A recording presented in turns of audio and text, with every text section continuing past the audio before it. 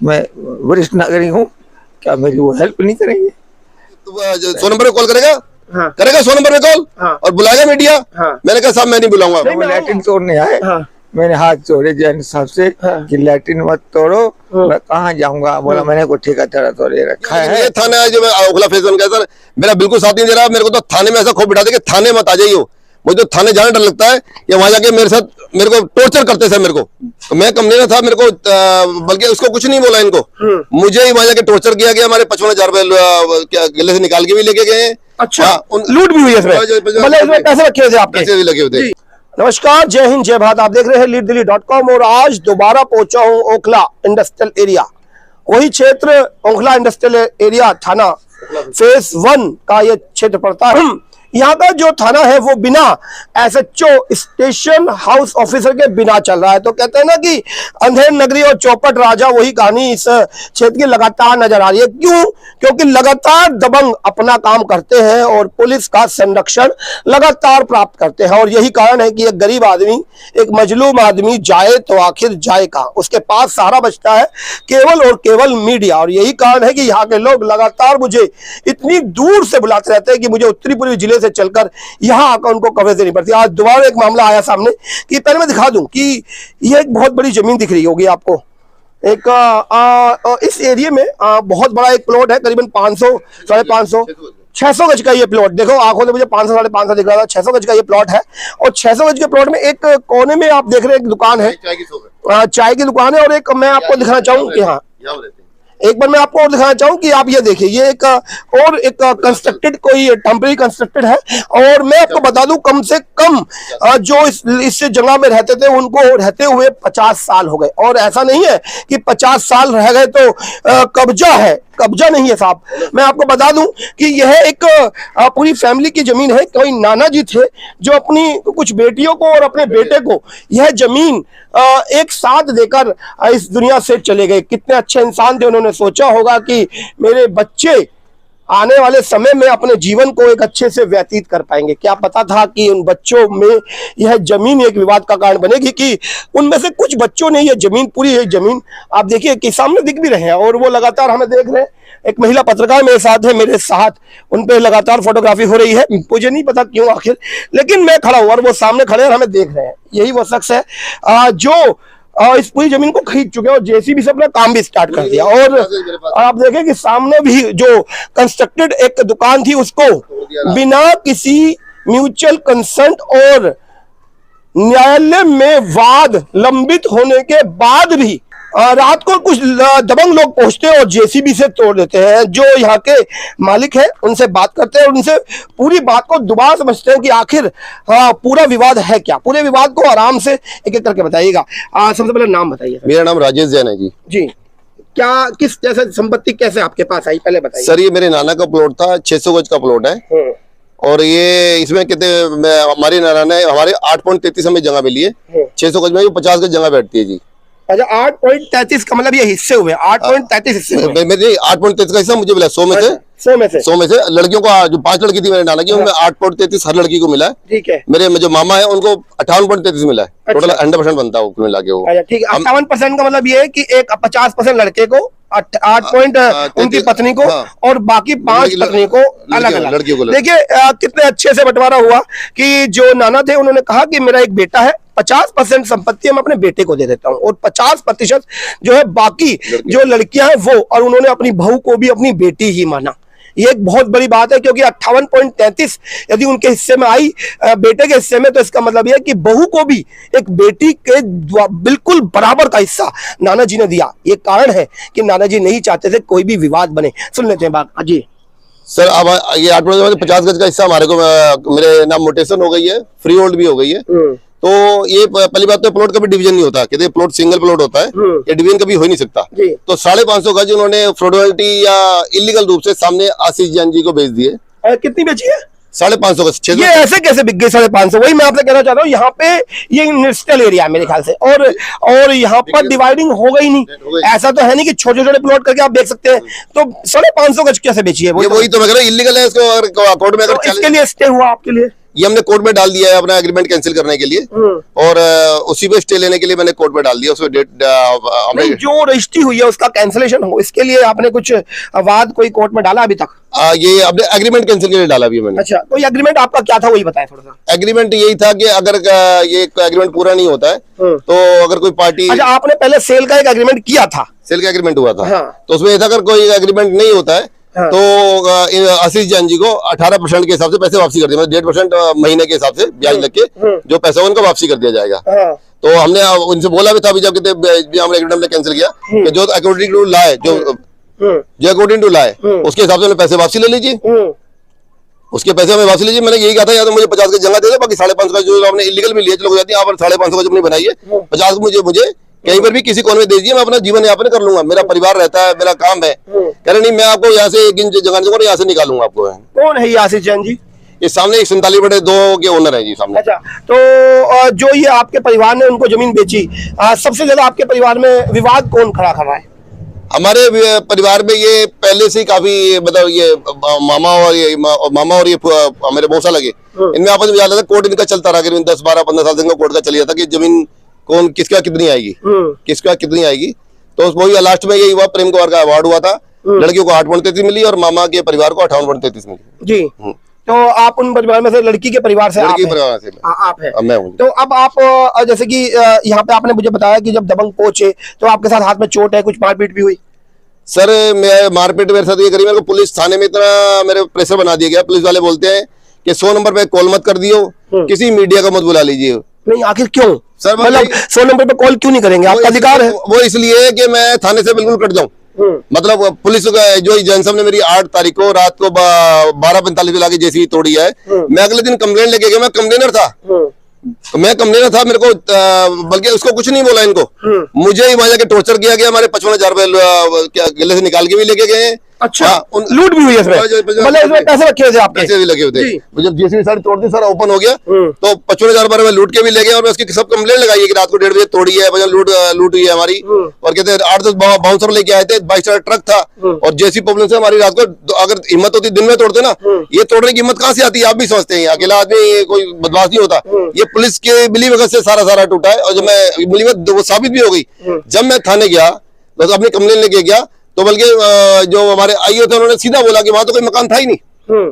मतलब उनके दिमाग था कि सर ढह चुका होगा, लेकिन किस्मत से हमारी आधी दुकान बच गई है। वो कवरेज में आपको दिखाएंगे, आधी दुकान बच गई है वो। तो कहते वहां तो मकान था ही, जबकि मकान यहाँ पर भी है और वहां भी है। उनको ये था कि पुलिस की मदद से सारा तोड़ दिया गया होगा कि वहां तो कोई मकान। अपने आला अधिकारियों को, कि भ्रष्ट आदमियों का कोई भी सरोकार नहीं होता, उनके लिए बस केवल आला अधिकारी है। एसीपी साहब के पास गए आप? हम एसीपीसी के पास नहीं गए, हम उस दिन थाने गए थे। थाने गए तो थाने में मुझे कहते, बल्कि मुझे टॉर्चर किया गया कि इसे तूने बेईमानी करी है, तू चोर है। और कहते मुझे कह लगे इसका कलिंद्रा बनाओ, उसका कलिंद्रा बनाओ, इसको अंदर करो, इसको अरेस्ट करो इसको। मैंने कहा सब मैं विक्टिम हूँ, मेरा मकान टूटा और मुझे अरेस्ट करो। मैंने कर लो अरेस्ट, मैं अन्याय को जाती है, आप यहाँ मुझे अरेस्ट दिखा दोगे, कोर्ट में जाके तो पता चलेगा कि मैं सच्चाई क्या नहीं है। कोर्ट कम से कम पूछेगी तो क्यों बंद करके लाए साहब? तो मैंने कहा सर मुझे अरेस्ट करो, बल्कि और मेरे ऊपर मारने को चढ़ गए। मारा तो नहीं, लेकिन पूरी तरह के 100 नंबर पे कॉल करेगा, करेगा 100 नंबर पे कॉल और बुलाएगा मीडिया। मैंने कहा साहब मैं नहीं बुलाऊंगा। नहीं, मैं आऊंगा, अब मैं लगातार आऊंगा और बार-बार आऊंगा। सच्चा साहब सुन लीजिए, मैं अजय जैन लगातार यहाँ आऊंगा, कवरेज दूंगा और लगातार जनता की बात प्रशासन तक पहुंचाऊंगा। यदि आपको लगता है कि आप मेरी इस आवाज को रोक सकते हैं तो साहब कोशिश करके देख लीजिएगा जी। तो सर मैं तो उस दिन गया तो और मेरी कोई सुनवाई नहीं हुई। तो अगले दिन ये कहते जब मकान टूट गया हमारा, तो उसके एक दिन बाद हमारा सामान फेंकने लगे। तो मैंने कहा भैया अपने मकान तोड़ लिया, हम आपको कुछ नहीं कर पाए और कुछ कर नहीं रहे, प्लीज अपनी जगह पे काम कर लो, जो जगह है यहाँ पर। हमारी जगह तो छोड़ दो। लैट्रिन इन्होंने 28 तारीख को यहाँ लैट्रिन बनी थी, हमारे पे लैट्रिन जाते थे। लैट्रिन का हमारे पे कोई साधन नहीं है, अब लैट्रिन में पिताजी जंगल जाते हैं। 85 पिताजी रहते हैं यहाँ पे, पिताजी परिवार के साथ रहते हैं, हमारे स्टाफ भी रहता है। 28 तारीख को 28 दिन को हमारी लैट्रिन तोड़ दी यहाँ पर। अब देखो बेसिक चीज होती है, खाता पिता जो शौचालय तो जाएगा ही जाएगा। अब पिताजी जंगल में लैट्रिन जाते हैं, बुजुर्ग आदमी हमारे सब स्टाफ जंगल में लैट्रिन जाता है। तो हमें तो बेसिक चीजों में काट दिया। आपने बोला कि मैं डीसीपी साहब से मिल चुका हूँ। हाँ, डीसीपी साहब को किसी ने मेरे को डीसीपी का नंबर दिया था, तो मैंने फोन किया, मैं उनके सामने रोया कि सर रात को 1:30 बजे 8 तारीख को मेरी बिल्डिंग भी तोड़ दी गई है और कहते अब हमारा सामान निकाल के सारा फेंक रहे हैं, तो सर प्लीज मेरी मदद की जाए। तो उन्होंने बोला कि मैं डीसीपी बोल रहा हूँ। तो उन्होंने बोला थाने आया, मैं थाने पहुंच रहा हूँ आधे घंटे में, आप थाने आ जाइए। तो इधर हमारा सामान फेंक रहे थे, तो फिर इधर हमारा सामान फेंक रहे थे, तो डीसीपी साहब से मैं मिला, तो डीसीपी साहब का मैं बहुत बहुत धन्यवाद कर रहा था। देवता आदमी नाम राजेश देव, मैं सच में देवता आदमी है। उन्होंने खुद बोला इनसे कि जब इन्होंने बेचने के लिए मना कर दिया तो डिस्प्यूट प्रॉपर्टी हो गई, आपने डिस्प्यूट प्रॉपर्टी क्यों ली, हाथ क्यों डाला? डिस्प्यूट प्रॉपर्टी में पुलिस का क्या कारण बनता है आप समझ सकते हैं, क्योंकि सुप्रीम कोर्ट के लगातार ऑर्डर्स आते रहते हैं कि किसी भी हिंदू फैमिली की एक साथ संपत्ति को तब तक आप किसी को नहीं बेच सकते जब तक उस संपत्ति के सभी सदस्य अपनी रजामंदी ना दे दे। यह शख्स रजामंदी नहीं दे रहा है, बावजूद सेल डीड हो जाती है। तो रजिस्ट्रार साहब, क्या आपने जानने की कोशिश नहीं की कि सर 600 गज का प्लॉट है, उसमें 550 गज क्यों बिक रहा है, जबकि यहां डिवाइडेशन हो ही नहीं सकता? तो भ्रष्टाचार की सीमा देखिए साहब, हर आदमी इस भ्रष्टाचार में लिप्त है और साफ साफ दिखता है। जब रजिस्ट्रार साहब के पास वो रजिस्ट्री पहुंची होगी 550 गज की, तो रजिस्ट्रार साहब ने उठाकर नहीं देखी कि ये 550 गज की है, जबकि यहाँ पे प्लॉट 600 से 600 गज के हैं, सभी प्लॉट 600 गज के हैं। तो ये तो रजिस्ट्रार को भी देखना चाहिए था ना। बिल्कुल सर, और मैंने सर एक लेटर भी लगाया था कि ये इस रजिस्ट्री को कंप्लेंट ना किया जाए। 23/3 को मैंने रिसीव बकायदा रजिस्टर के पास रिसीव करा के लाया हूँ। उसके बाद भी रजिस्ट्री उठा लाए होंगे। उसके बाद सर मुझे पता नहीं रजिस्टर उन्होंने करी है नहीं करी, उस ऑब्जेक्शन नहीं। ये बात अब बात आती है कि ऑब्जेक्शन लगता है या नहीं लगता। यदि आपकी कंप्लेंट रजिस्ट्री हो जाने के बाद रजिस्ट्री मिलने से पहले की है और बाद में भी रजिस्ट्री मिल जाती है, तो साहब ये काम चल रहा है ना, ये काम चल रहा है बिना रजिस्ट्री के चल रहा है क्या?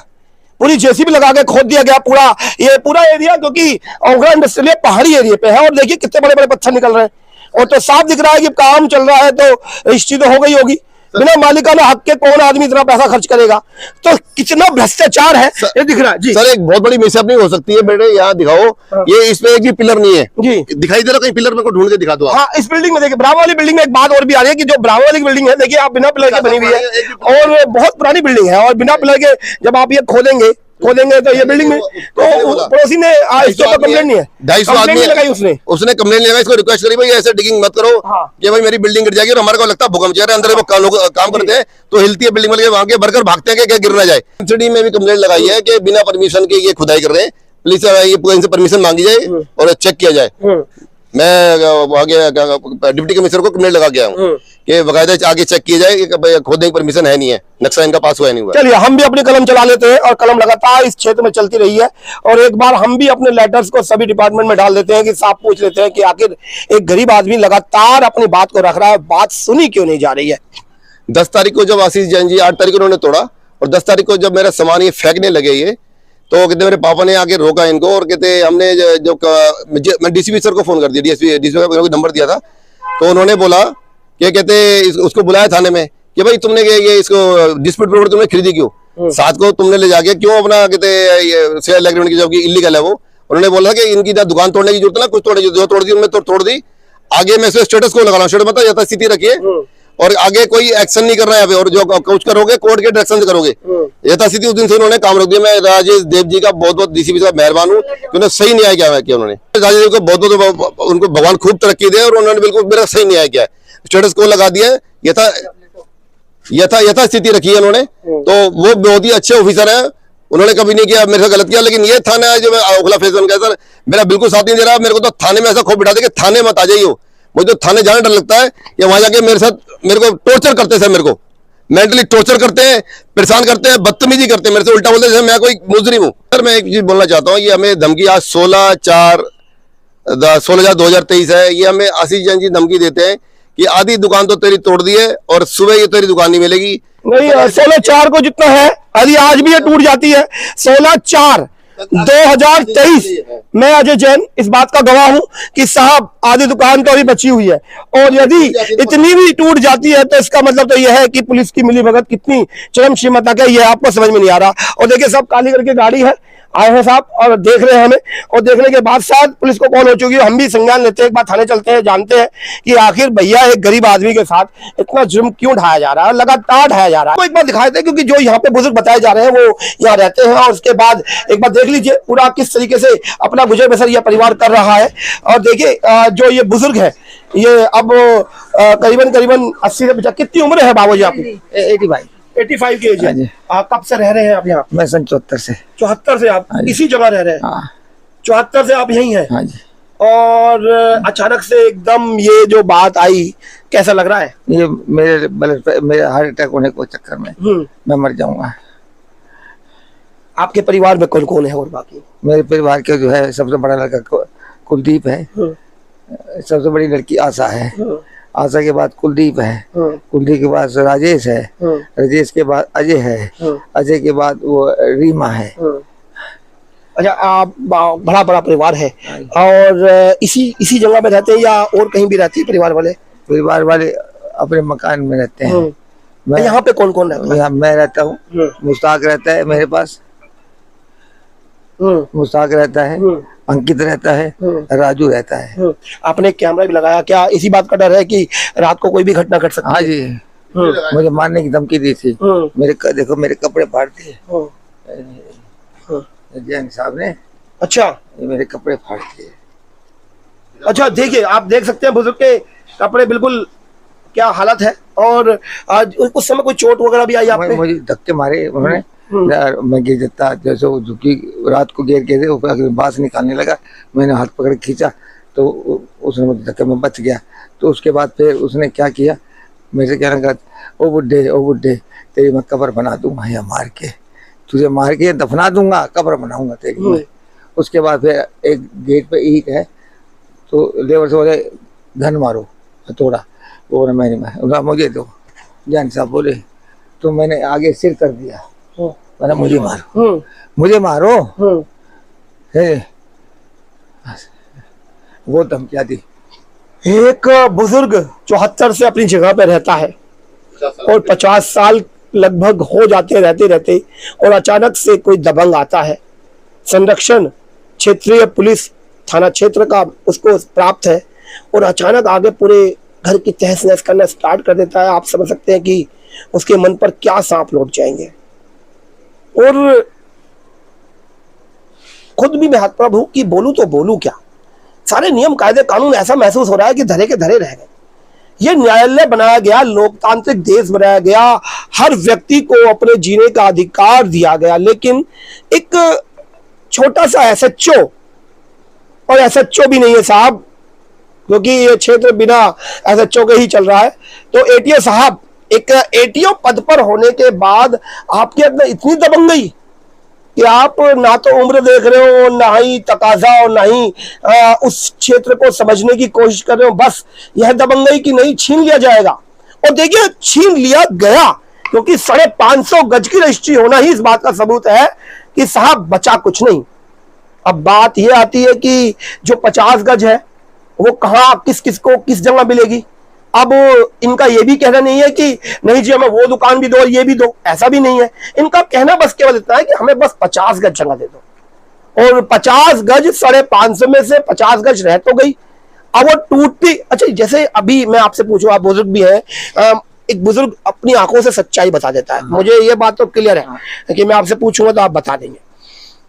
600 गज का ये प्लॉट है, 550 गज बिका, 50 गज बचा हुआ है। उन्होंने ट्रांसफर रजिस्ट्री नहीं हुई, ट्रांसफर कर दिया है। हाँ, तो 50 गज तो बचा हुआ है। हाँ, तो आप अपने उस 50 गज कहाँ पर है या कहाँ आपको मिलेगा, आप संतुष्ट हैं? 50 गज मिल जाए तो? मिल जाए तो हाँ, मिल जाए। 50 गज मिल जाए तो संतुष्ट है? हम कोई झगड़ा नहीं करेंगे, कुछ नहीं करेंगे। हाँ, बस केवल इतना कि कहीं भी 50 गज मिल जाए। नहीं, इस फैक्ट्री के अंदर और हाँ, इस जगह में कवर्ड एरिया में, कवर्ड एरिया में लूंगा। अच्छा, तो खाली जगह में तो हाँ, मतलब जो आपका कंस्ट्रक्शन है, जो बना हुआ है, वो रहने के लिए जगह तो कवर्ड चाहिए, ओपन एरिया नहीं चाहिए। अच्छा, तो कवर्ड 600 गज की है ना, तो आगे कुछ ओपन स्पेस, पीछे कुछ ओपन स्पेस है, तो कवर्ड एरिया अलग होता है। तो कवर्ड एरिया में 50 गज मैं लूंगा। करना वो मेरी दुकान तोड़वा दे पुलिस, मेरी आग लगने का डर है, या अनऑथोराइज नहीं बना सकते ना, तो अनऑथोराइज जगह में नहीं लूंगा, 50 गज कवर्ड एरिया में लूंगा जी। जो कंस्ट्रक्शन हो सकता है, जो बनाया जा सकता हो, बिल्कुल। जो यहाँ का नक्शे के नियम है कि कुछ आगे से छोड़ना होगा, कुछ पीछे से छोड़ना होगा, तो कुछ एरिया आपको बना सकते हो, जो बना सकते हो, बस परिवार उसमें 50 गज मांग रहा है। अच्छा, जैसे एक लंबी पट्टी दी जाएगी तो थोड़ा एरिया आपका भी अनकवर्ड रहेगा, तो कोई दिक्कत नहीं है। कौन सा? जैसे मान लो कि एक पट्टी दी गई आपको 50 गज की, उसमें तो थोड़ी जगह आपकी भी ओपन रहेगी, क्योंकि जो सब के लोग, तो उसमें कोई दिक्कत नहीं, उसमें कोई दिक्कत। देखिए दिक्कत तो कुछ है ही नहीं। अब बार बार हर बात की बात है, दिक्कत कुछ नहीं है, बस दिक्कत इस बात की है कि हमें बेवजह ना उखाड़ा जाए। बेवजह केवल उछाल कर फेंक न दिया जाए। केवल ऐसा ना समझ लिया जाए जो मैं 50 साल से रह रहा हूं और मैं इसी जगह में रहते रहते मेरा पूरा जीवन व्यतीत हो गया और आज मुझे ऐसा भटकने के लिए ना छोड़ दिया जाए। परिवार लगातार जो बात, क्योंकि एक बुजुर्ग है और आंखों से सच्चाई बोलते हैं और इनकी बातों को सुनकर आपको भी लग नहीं रहा होगा कि झूठ बोल सकते हैं, क्योंकि बचेगा क्या। जब वो लैट्रिन तोड़ने आए, हाँ। मैंने हाथ जोड़े जैन साहब से कि लैट्रिन मत तोड़ो, मैं कहाँ जाऊंगा। बोला मैंने को ठेकेदार तो ले रखा है, मैं तेरी दफना के तेरी कब्र बनाऊंगा यहाँ पे। जैन साहब बोला बना लो, कोई बात नहीं है, अगर आप में हिम्मत है तो मेरी कब्र बना लीजिएगा। सारी लैट्रिन तोड़ दी, बहुत जबरदस्ती की उन्होंने मेरे साथ, यहाँ तक कि उन्होंने मेरे ऊपर हाथ उठाने की भी कोशिश की। नंबर फोन किया, क्या सोनू बाबा फोन क्यों किया, क्यों मत सोनू फोन किया, नहीं तुम्हें बंद कर दूंगा, तुम्हें बंद कर दूंगा, सोनू फोन करोगे तो, समझे। सोनू फोन में आपने कहा नहीं बंद करोगे तो कोर्ट में लेके जाओगे, अपने अपनी हवालात में तो रख नहीं लोगे तो कोर्ट तो लेके जाओगे। 3 दफा हरेसमेंट किया, रात के 11 बजे तक हम बैठे, मैं मेरा बेटा थाने में बैठा रहा, 9 बजे 10 बजे तक बैठा है। और मैं बुजुर्ग आदमी थाने में रहने लायक हूँ, मुझे कोई रख सकता है, नहीं रख सकता। अगर मैं विजिलेंस में जाऊंगा कि मैं वरिष्ठ नागरिक हूँ, क्या मेरी वो हेल्प नहीं करेंगे। तो एसडीएम साहब आए, एसडीएम साहब ने पूछा, हमने इन्होंने टेलीफोन वो यहाँ आए, कहना क्या बात है, मैं ऐसे बात है बाबू। तो उसको कहा जैन साहब की जो जिस इसमें झगड़ा की जगह थी तुमने क्यों लिया, डिस्ट्रीब्यूट है, आपको लेना चाहिए। उसके 50 उसके 8-33 का हिस्सा है, वो नहीं बेचता, जबरदस्ती नहीं है। और 5.5 बीघा रजिस्ट्री करा लीजिएगा, समझे। वो बोले मुझे, वो कहे मुझे सारी चाहिए, मैं सारी लूंगा, पैसे से, बदमाशी से, हर किसी से मैं लूंगा। और आज परसों कल रात को 3 दफा जैन साहब आए, परसों भी आए और उससे पहले भी आए। लगातार हमें आज 5 दिन से टॉर्चरिंग कर रहे हैं, बदमाश ले आते हैं। हमारे 4 आदमी रखे, उनको भी आज भगा दिया है, नहीं रहेंगे। मुझे अपनी जान माल से खतरा है, आज रात को मेरी शायद दुकान भी तोड़ सकते हैं। 8 तारीख को रात को 1:30 बजे जो जीवीसी वाला जो आती है वो लाया ट्रक पर और उसने अंदर करके पीछे का हिस्सा गिरा दिया। हमने कंप्लेंट की 100 नंबर पे, राकेश जी हीट वाले और मुकेश जी आए, हमने उनको ये कहा तो उन्होंने कहा भी क्या मैं ऐसे बातें हैं। उसने फिर जैन साहब को फोन किया कि जैन साहब आप आ जाओ, वरनी मैं सुबह आऊँगा थाने में, अपनी में आ सकता हूँ, मैं अपनी आ सकता हूँ, मैं सुबह आऊँगा। हमें तो रात को उठा के ले जाएंगे, ऐसी जान क्यों नहीं बुलाया है, पैसे वाला है, हम पैसे वाले नहीं, हम गरीब आदमी हैं। चाय बेचता हूँ, सुबह से दुकान 4 बजे दुकान चलाता हूँ, अपने बच्चों का, अपने परिवार का, खानदान का गुजारा कर रहा हूँ। अब मेरी ये रोटी रोजी छीनना चाहते हैं तो मैं कहाँ जाऊँगा, मुझे रास्ता बता दीजिए, या मुझे कहीं जाके ऐसी दरिया में डाली है जो मैं खत्म हो जाऊँ। मेरा आखिरी यही है कि मुझे 50 की जगह दे दी जाए, और 50 को कहते हैं जगह ले लो, पैसा ले लो, फलाना ढमकाना, जो 10 आदमी फैसला करेंगे वो भी मुझे मंजूर है कि मैं झगड़े को आगे बढ़ाना नहीं चाहता। माफ करना थोड़ा सा, मैं चाहता हूँ कि जो प्यार से काम नहीं मर जाए वो बढ़िया होता है। कि मुझे बार अब जैसे आज रात को तोड़ेंगे, रात को आदमी लाएंगे, मेरे वो 4 चौकीदार बैठा थी रात को, तुम मत आना। अब बोल रात को मैं क्या करूँगा, इन्होंने तोड़नी है रात को, हर कीमत पे दुकान तोड़नी है। चलिए समय रहते कवरेज को लगाने की कोशिश करेंगे। आज तारीख है 16 अप्रैल 2023, लगभग शाम के 6 बज चुके हैं और मैं जो पूरी कवरेज कर रहा हूँ ये इसी समय कर रहा हूँ। और यदि कवरेज को लगने में जो समय विलंब है, इसका मतलब ये नहीं कि यह समय उस समय का है, क्योंकि एक बार डेट और टाइम दिखा दूं तो मैं आज का today date and time Google पर सर्च कर रहा हूं और गूगल पर सर्च करने के बाद ये आज का डेट और टाइम आ रहा है 6:17 शाम के हैं, PM है, और संडे 16 अप्रैल का ये टाइम है, 16 अप्रैल 2023। और एक बार मैं वो जगह भी दिखा दूं, अनकट वीडियो है, आप देख सकते हैं। मैं बुजुर्ग से पास खड़े होकर उसके बाद मैं बाहर जाकर आपको यह जगह दिखाऊंगा, क्योंकि ये जगह है ये कंस्ट्रक्टेड है और साथ में जो बाहर एक देखिए एक साइड में छोटा सा टेम्परेरी कंस्ट्रक्टेड या आधा बची हुई है, क्योंकि जो टेम्परेरी था वो तोड़ दिया, जो फिक्स्ड है वो अभी बचा हुआ है। और परिवार लगातार कह रहा है कि उसको डर है कि रात को ये भी तोड़ा जा सकता है। आपने बुजुर्ग की भी सुनी और परिवार की भी सुनी। मैं बस चाहूंगा कि इस वीडियो को लगातार शेयर करते रहे। परिवार को आपके द्वारा शेयर किए जाने पर कहीं ना कहीं मजबूती प्रदान होगी, और कहीं ना कहीं यह वीडियो जब आला अधिकारी तक पहुंचेगी तो वो भी इस पर संज्ञान लेंगे कि आखिर पुलिस किसी डिस्प्यूटेड प्रॉपर्टी या परिवार के इस आपसी मसले के बीच में इतना इंटरप्ट कर सकती है कि दबंगों द्वारा दुकान तोड़ दिए जाने और एक बुजुर्ग को मारपीट करने, घर से निकाल देने की धमकी और मार देने की धमकी, कब्र खोद देने की धमकी मिलने के बाद भी उसकी शिकायत थाने में नहीं ली जाती। क्या कहा जाए साहब, SHO साहब, क्या कहा जाए। और आप कहते हैं कि पुलिस न्याय कर रही है।